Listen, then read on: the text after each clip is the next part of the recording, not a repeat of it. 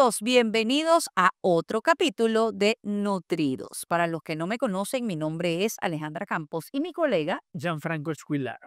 hoy vamos con un punto desde el inicio, Jan, porque la gente habla de dieta keto, de déficit calórico, pero la gente no sabe medir un índice glucémico o qué significa una caloría. Entonces hoy vamos del minuto uno de la nutrición, ¿sí? ¿Te parece interesante este tema? O sea, porque resulta que pareciera muy sencillo, pero no lo es. Pero no lo es. Porque el órgano que maneja la energía, que la cuantifica, la mide y la dice cómo se usa, no es el hígado, no es el páncreas, no es el tejido adiposo, es el cerebro, que mantiene un feedback, una conversación, Correcto. ida y vuelta, ¿no? Los órganos con el cerebro y el cerebro con el órgano. Correcto. Para mantener esto de la energía, que no es tan sencillo. Ok, Jan, vamos a explicarle a la gente que nos está viendo, nos está escuchando, qué significa un índice glucémico, qué significa una caloría, cómo el cuerpo puede transformar esa energía para que llegue a las células. Qué bueno, mira, el índice glicémico o glucémico es la capacidad que tiene un alimento de aumentar la glucosa en sangre o la glicemia o glucemia. Lo podemos decir en qué velocidad él entra del sistema digestivo a la sangre. ¿Ok? Podemos hablar de digestión después en otro de cómo se separan en moléculas. Perfecto, pero ok, con qué velocidad ingresa a la sangre? Eso nos hace determinar qué índice glicémico tiene, alto, medio, bajo, según cómo aumente la glucosa en sangre. Ok, tú siempre pones un ejemplo que me encanta, la patilla. La patilla, ¿por qué? Porque ella tiene porque hablemos de carga Ah, bueno, glicémica. claro, la carga. ¿Por qué? Porque la carga glicémica o glucémica es diferente Al índice o glucémico. sea, la carga se refiere a qué cantidad de carbohidratos tiene ese alimento. Per se. Sí, él tiene, ¿cuánto tiene de carbohidratos?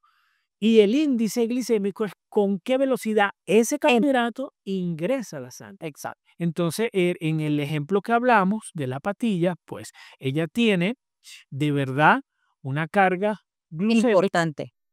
Sí, hablemos perdón, tiene un índice glicémico alto, o sea, ingresa muy rápido a la sangre, pero casi no tiene carbohidrato. ¿Por qué? Porque es agua. Su gran Exacto. cantidad es agua. Exacto. Entonces, aunque ella puede ingresar rápido, lo que va a ingresar es muy poco. Pero tú también hablaste de algo Sí, importantísimo. que fíjate que me encanta porque mis pacientes diabéticos me preguntan, Jan, o sea, que yo puedo comer patillas. Sí, la respuesta es sí, pero aquí también lo importante, y ya Jan se los explicó de una manera magistral, que sí puedes comer patilla, pero ¿qué tenemos que cuidar, Jan? La cantidad, la porción, porque no nos podemos comer tampoco una Claro, patilla claro. completa. Porque aunque tiene poca cantidad, pues debemos cuidarla. Porque sabemos que ingresa rápido, pero solo pequeñas cantidades. Entonces, si nosotros podemos manejar o entender esto, pues podemos controlar los valores de insulina, porque hay además un índice que se llama, que se está utilizando muchísimo ahora, Alejandra, que es el índice insulínico, que es la capacidad que tiene el alimento en aumentar la producción de insulina según cómo ingrese y la cantidad. Nosotros, se hizo comparándose con la glucosa, que se pone índice insulínico de la glucosa es 100 y los comparamos a los otros nutrientes. Si tiene menos de 50, entonces decimos que es un índice insulínico bajo. Va. Entre 50 y 70 medio y más de 70 es alto. Pero es más fidedigno que controlar el índice glicémico y la carga glucémica. Pareciera que es confuso. Ahora, solo hablando de carbohidratos. Pero me encanta porque parece confuso, pero nosotros los nutricionistas somos los que estamos certificados para manejar este tipo de casos. Por eso es que es importante, amigo, amiga que nos están escuchando, vayan a su nutricionista de confianza. No cualquier persona te puede hacer una dieta, no cualquier persona le dieta a la vecina. ¿Qué le mandaron a la vecina? Pues resulta que el universo y el metabolismo de la vecina no es igual al tuyo. Entonces nosotros estamos aquí para aclarar esas dudas. Entonces, volviendo, recapitulando. Si yo tengo dos escenarios, quiero que se los imaginen. Tengo una arepita aquí con huevo y tengo aquí una ensalada. Tengo a dos pacientes distintos. Está Pablo y Pedro. Pablo se come su arepita y Pedro se come su ensalada. Si yo hago un examen de sangre midiendo insulina, en ambos pacientes comieron cosas distintas, pero en ambos pacientes voy a tener algo en común que se llama producción de insulina. De pronto uno la puede tener más alta que el otro, pero quiero que entiendan que en ambos escenarios, siendo uno más hipercalórico que el otro, en ambos hay producción de insulina. Claro, porque la insulina no solo se produce, que es lo que estamos tratando de dar a entender.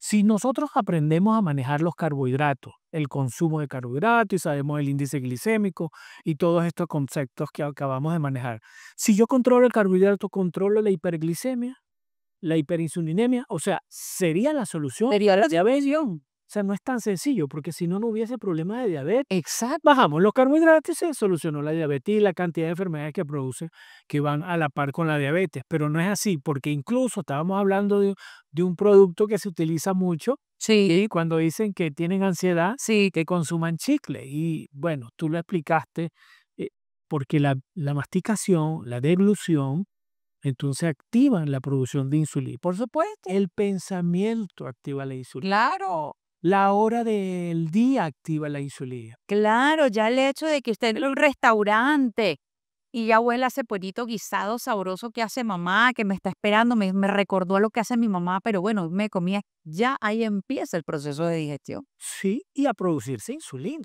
Claro, ahora, A esperar cuánta carga va a ingresar, pero ya el páncreas se preparó y aumentó la insulina.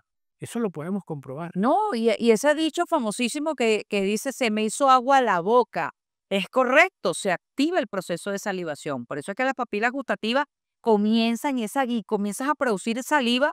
Ya ese hecho de que ese dicho, se me hace agua en la boca, le manda un mensaje a mi cerebro y mi cerebro empieza a producir insulina. Así es. ¿Para qué? Para prepararse, ojo, y esto no es malo, esto es un proceso fisiológico. Va a decirle, epa, páncreas, actívate para preparar a esos alimentos que yo estoy esperando. Así es, porque decíamos también que en un caso hipotético que no consumiésemos nada de carbohidratos, ni rápidos ni lentos, ni ajo siquiera, ni cebolla, ni lechuga, ningún tipo de carbohidrato, que comiésemos grasa y proteína. Nos medimos la glucosa en sangre y va a estar normal. O sea que no consumimos carbohidratos, pero hay glucosa. Y si hay glucosa, para transportarla desde allí hasta la célula, necesitamos insulina. O sea que no comemos carbohidratos y se produce insulina. Claro, no solo la masticación, el pensamiento, la hora, la salivación, la deglución. Por eso el chicle Sí, que activa. activa De- entonces la digestión. Bien, señores, esto no es sencillo, porque si fuese así, como lo digo ya desde el minuto uno de este capítulo, que entonces me quito todos los carbohidratos para mejorar mi sensibilidad a la insulina o para bajar mi glicemia. Si eso fuese así, mira, tanto diabéticos, insulino dependientes, o sea, son esos pacientes que se tienen que suministrar insulina, inyectar insulina. Mira, tienen picos, sube, baja, hoy tuve una hipoglicemia, hoy me sentí mal, no controlo mi insulina. Y a nosotros los nutricionistas, cuando tenemos ese paciente que está debutando con ese problema de diabetes, se nos hace difícil controlarlo, Claro, porque no es solamente retirando los carbohidratos. claro, porque si comes proteína también se produce insulina, si comes grasa también se produce insulina, pero es que la insulina no solo transporta glucosa, sí, pero estábamos hablando que si aún quitas los carbohidratos, se produce, hay un proceso.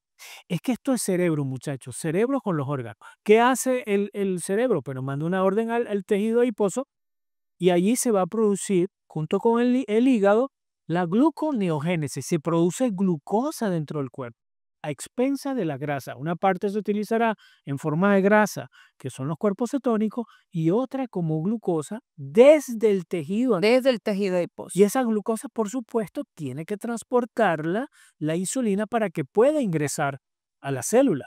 Entonces, ¿va a aumentar la proteína y la grasa la producción de insulina? Sí, por supuesto, aunque no consumamos carbohidratos. Entonces, la solución no es quitar el carbohidrato, porque hablábamos de que la leptina, que es Es una hormona. una hormona que se produce en el tejido adiposo que le dice al cerebro cuánta energía hay. Y hablábamos de un caso de un obeso, una persona obesa con gran cantidad de tejido adiposo, que sabiendo el cerebro que hay tanta energía Ahorrada. ahorrada, ¿Por qué le da hambre a la persona? Exacto. Porque el cerebro se hace insensible a la leptina. Y una persona que haya perdido el tejido adiposo, pusimos de ejemplo un físico-culturista, que en algún momento tuvo una cantidad de grasa normal y ahora tiene menos, el cerebro se hace más sensible a la leptina, tiene menos tejido adiposo, pero tiene más hambre. Y además tú decías que le daba más hambre, no solo porque El gasto calórico. el gasto calórico. Entonces, estamos hablando de un aumento de la insulina aunque no se consuma carbohidrato, de un tejido adiposo que exista o no exista, se va a comportar diferente el cerebro junto con los órganos. Y ahora estás hablando de una cantidad de gasto calórico, o sea, ¿cuánta energía consume esa persona? Exacto. Sumamos dificultad a todo lo que estamos conversando hoy, que ya se llama gasto calórico.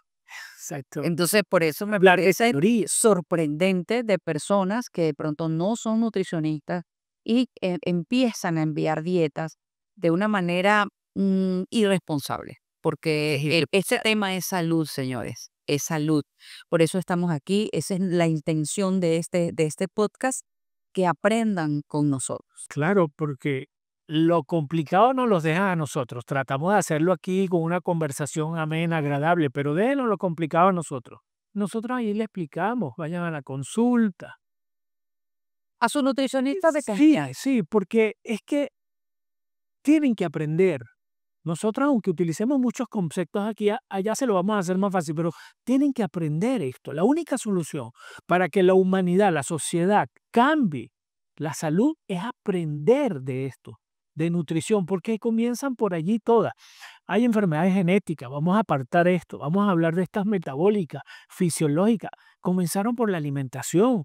Entonces curemos allí, sanemos allí la alimentación. Entonces, ¿qué queremos nosotros? Enseñar.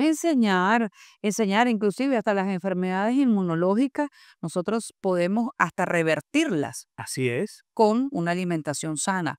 Y adecuando esa alimentación, porque no es igual.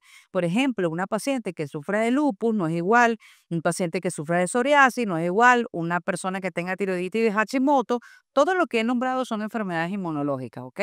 Entonces, cada uno de ellos tiene que consumir alimentos distintos, ¿sí? Para no activar o detonar esa patología más. Entonces, tienen que ir a su nutricionista.